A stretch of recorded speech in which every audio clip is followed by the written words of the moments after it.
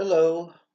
Quite some time ago, we read in Parsha Yitro, and when I was at beit, I heard the words and I was like, didn't think I heard correctly because it was before we went up and got the before Moses went up and got the Ten Commandments.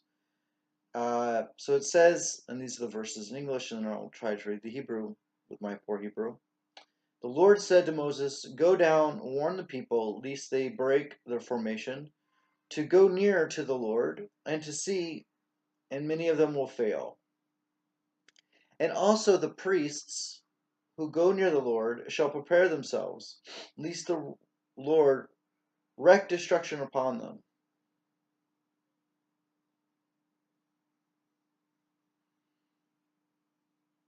Ki vaganim hakohanim hanagashim el yudkevavke yitekadusho yifon yifaretz behem lehashem. He uses this interesting word, hakohanim. Now the kohanim, there was only one other time before this that the word Cohen appears, and as in reference to Yitro. Yitro is called a Cohen.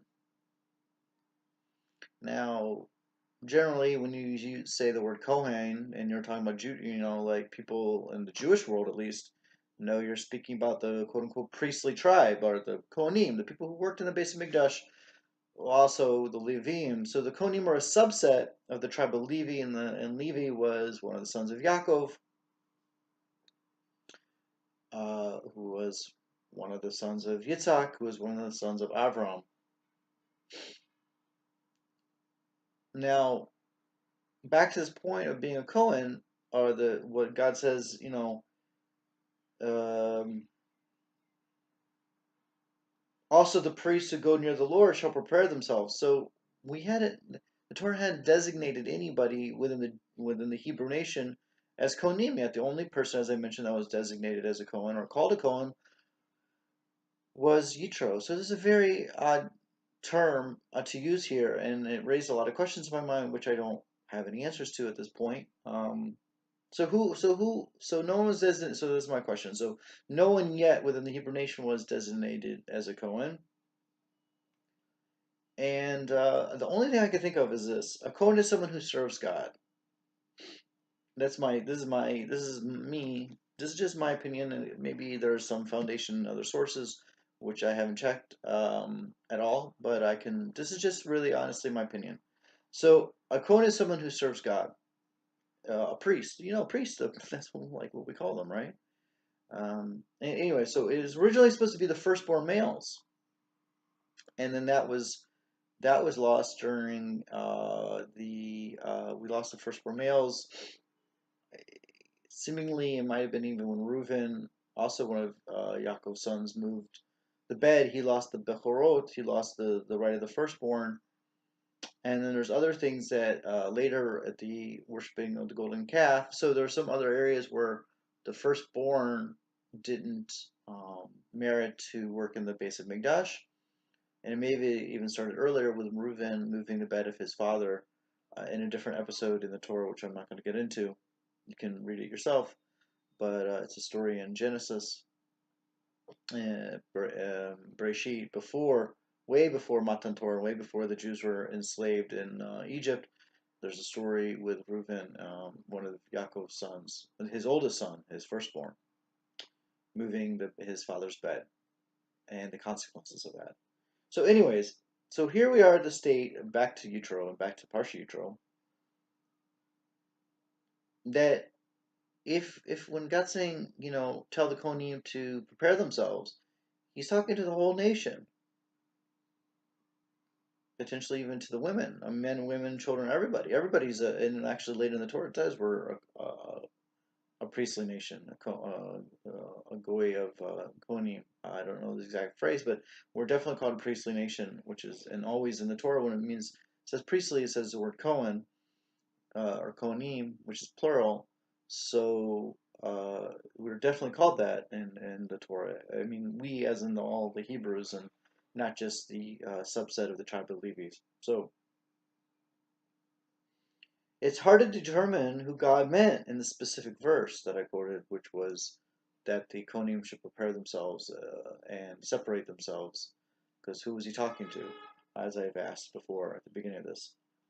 So I think it's maybe what it's saying is we all have the potential to serve God in this way, in a specific, dedicated way.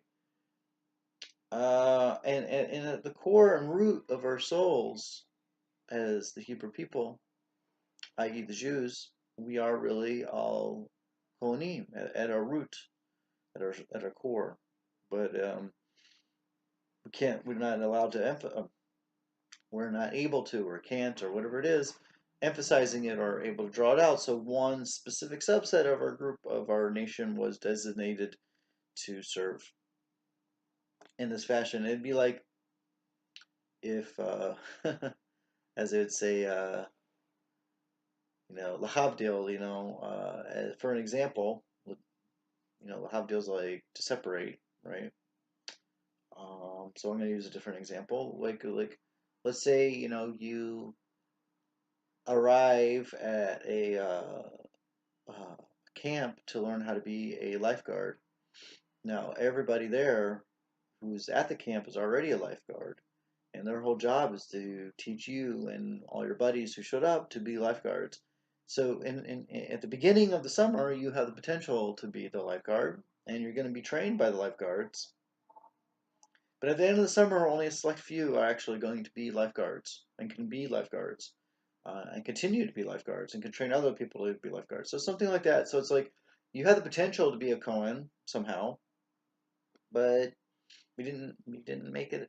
We didn't make it. So only a select few uh, have that. Now, in Dati Judaism and Torah Judaism, Shomer people or Shomer Shabbat. I don't know how it works in other movements, but if I'm not a Kohen, for example, if I go to a beit and there's no kohaniim for an aliyah to be called up for the Torah, they have to call up a Yisraelite, which is somebody who's just from like the general population, so not a Levi.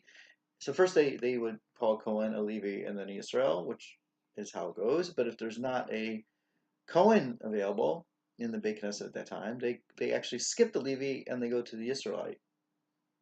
So somebody who converts is to Judaism falls under the Israelite crowd. He's a convert can never be in the Cohen group or the Levi group. Once had an interesting situation where I met somebody whose father was a Cohen, but he wasn't a Cohen because his father married somebody not Jewish. So this person had to convert, and when he converted, this convert was no longer a Cohen. He was a Ben Yisrael, was how he would be called up, Ben Avraham Avinu. But anyways, he was under the umbrella, so to speak, of the Yisraelites when it came to Aliyot, because he converted to Judaism, and this would be true for women who convert, are called bat Sarah Menu, under Sarah, and men are called bat Avram, Ben Avram.